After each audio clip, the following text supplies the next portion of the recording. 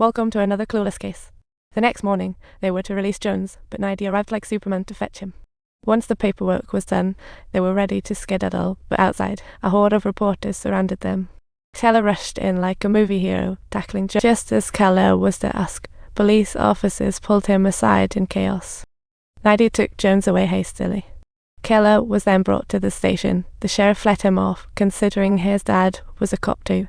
The sheriff told him to go home and await news. At that moment, Rocky strode in with a serious face, asking, "Did anyone else hear that?" The sound was as faint as a mosquito throwing a concert.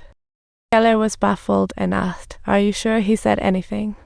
It was more like a dull farce. This dialogue sent Keller's emotions soaring. "I don't want to talk about this right now. I just have a few questions." Rocky's words lit Keller's fuse, and he stormed out of the precinct.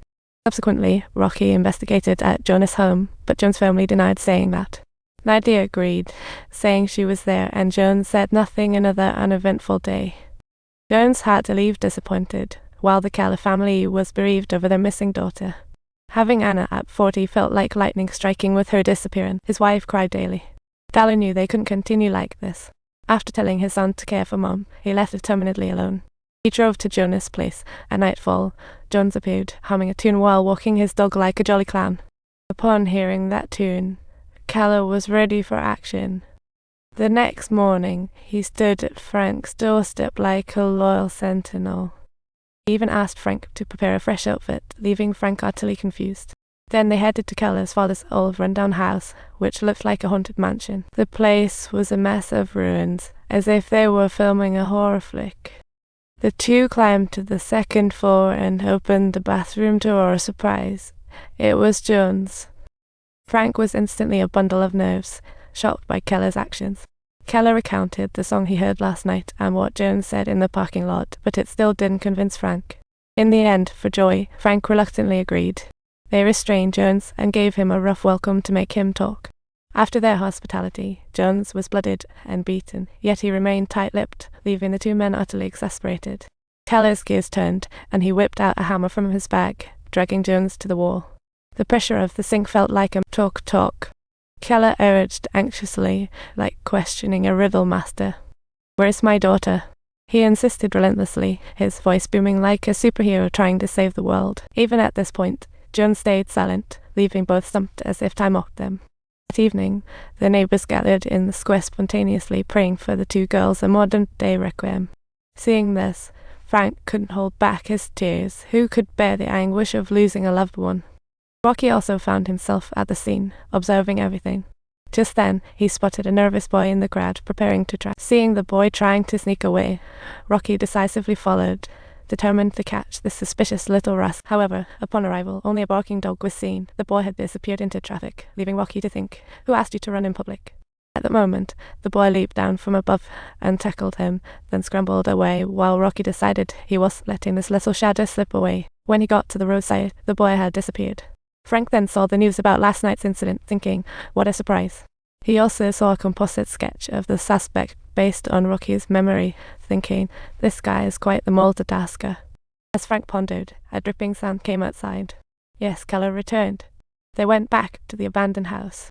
Frank believed they had the wrong guy, as the police identified other suspects from last night, but Keller was convinced they were partners in crime.